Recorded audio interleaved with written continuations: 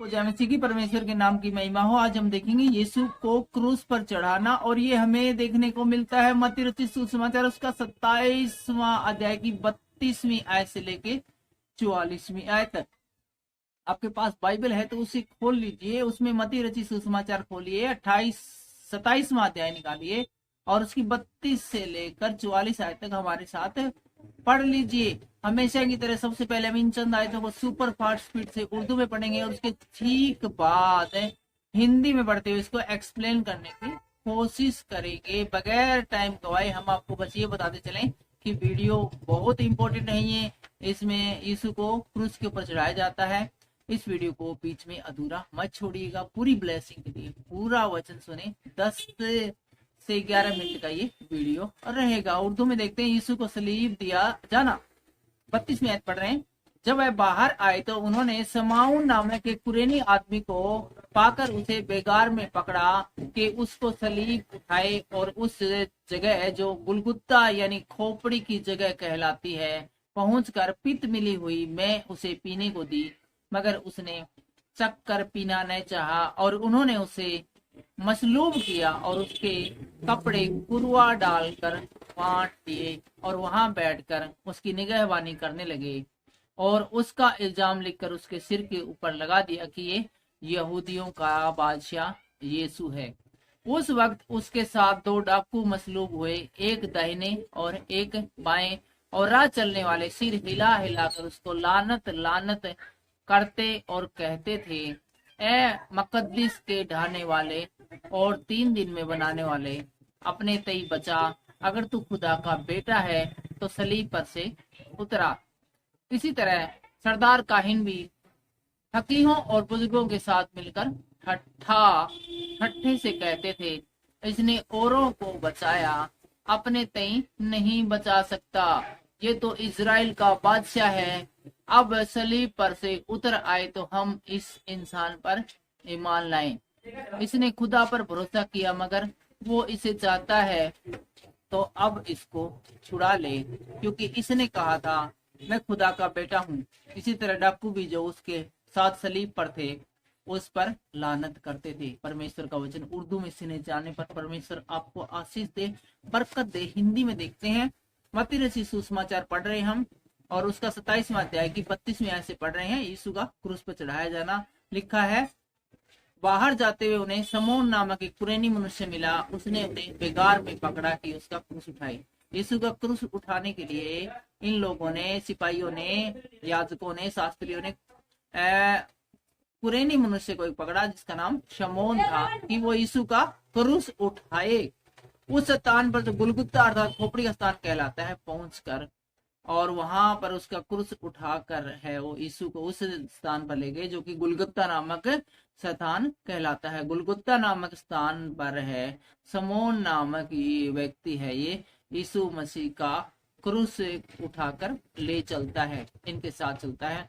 इन्होंने पित्त मिलाया हुआ दाख मधु उसे पीने को दिया, और पित्त मिलाया हुआ दाख मधु से, पित्त जानते हो क्या होता है? गुमड़ी गामड़ी हो जाती है, कोने फुंसी हो जाती है, तो उसके अंदर जो रस होता है खाल के अंदर, उसके गुमड़ी के अंदर, उसको पित्त कहते हैं। वो मिलाया हुआ उसे दाख रस दिया। परंतु उसने चखकर पीना न चाहा, लेकिन यीशु मसीह ने उसे चखा लेकिन उसे पीने से मना कर दिया। तब उन्होंने क्रूस पर चढ़ाया और चिट्ठियां डालकर उसके कपड़े बांट दिए, और उसको इसके बाद यीशु मसीह को है वो क्रूस के ऊपर चढ़ाते हैं और चिट्ठियां डाल डाल के हैं वो कपड़े बांट लेते हैं। यीशु मसीह के कपड़े क्यों बांट लेते हैं? बड़ा ही इंपॉर्टेंट है। ऐसा कभी हुआ है कि किसी मृतक आज किसी को मारा जा रहा हो और उसके अंतिम समय में उसके ऊपर से उतारे हुए कपड़े हैं वो चिट्ठियां डालकर बांट ली जाता है? ऐसा कभी नहीं होता है।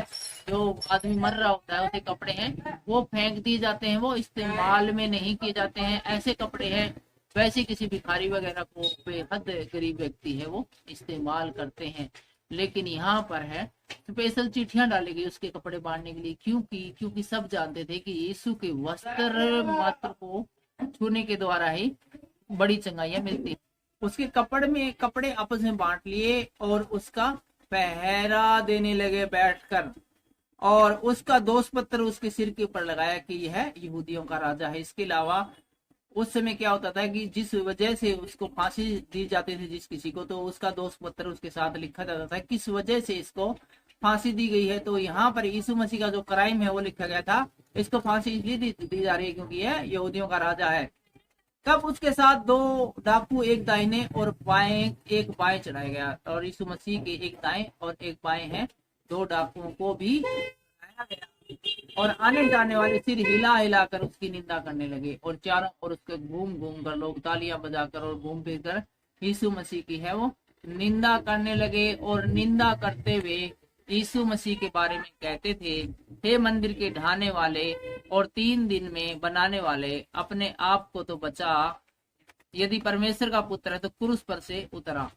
और लोग उसका मजाक उड़ाने लगे कि तू तो कहता था कि मैं मंदिर को ढा दूंगा, 3 दिन में बना दूंगा, अब तू परमेश्वर का बेटा है तो अपने आप को तो बचा के दिखा, तब मानेंगे कि तू मंदिर को ढाकर 3 दिन में बना सकता है। इसीलिए जिसे प्रधान याजक, शास्त्री और पुरनिये भी ठट्ठा करके कहते थे, इसने औरों को बचाया और अपने आप को नहीं बचा सकता। इसी प्रकार से जो बड़े बड़े जो मंत्री संतरी और जो बड़े पद पर व्यक्ति थे वो भी उसका मजाक उड़ाकर कहने लगे, इसने बहुत लोगों को बचाया है लेकिन ये अपने आप को नहीं बचा सकता है। यह तो इजराइल का राजा है, और इजराइल का राजा होते हुए भी अपने आप को, अपने प्राणों को ये नहीं बचा सकता है। अब क्रूस पर से उतराए तो हम इस पर विश्वास करेंगे, और हमने जो अब इसको क्रूस पर लटका दिया है, यदि ये क्रूस पर से उतराए और अपनी मृत्यु से बच जाए तो हम विश्वास कर लेंगे कि हाँ ये परमेश्वर का बेटा है।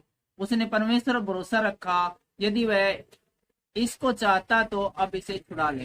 इसने परमेश्वर के ऊपर बहुत भरोसा रखा है, यदि परमेश्वर इसको चाहता है तो इसको छुड़ा ले, क्योंकि इसने कहा था मैं परमेश्वर का पुत्र हूँ, और क्योंकि खुद इसने कहा था इस मसीह ने कि मैं परमेश्वर का पुत्र हूँ। यदि परमेश्वर इससे प्यार करता है तो इसी समय से क्रूस पर से उतार ले, इसको मृत्यु पर से बचा कर दिखाए। ऐसा वहां पर मौजूद सभी लोग उसका मजाक उड़ाते हुए कहने लगे। इसी प्रकार डाकू भी जो उसके साथ क्रूस पर चढ़ाए गए थे उसकी निंदा करने लगे, और लोग तो निंदा कर ही रहे थे, इसके साथ साथ जो डाकू उसके दाएं बाएं चढ़ाए गए थे वो भी यीशु मसीह की निंदा करने लगे, उसकी बुराई करने लगे कि तू अपने आप को बचा और हमें भी बचा। आज के इन वचनों की तरह परमेश्वर हमें आशीष दे, बरकत दे। सबको जय मसीह की जय हिंद।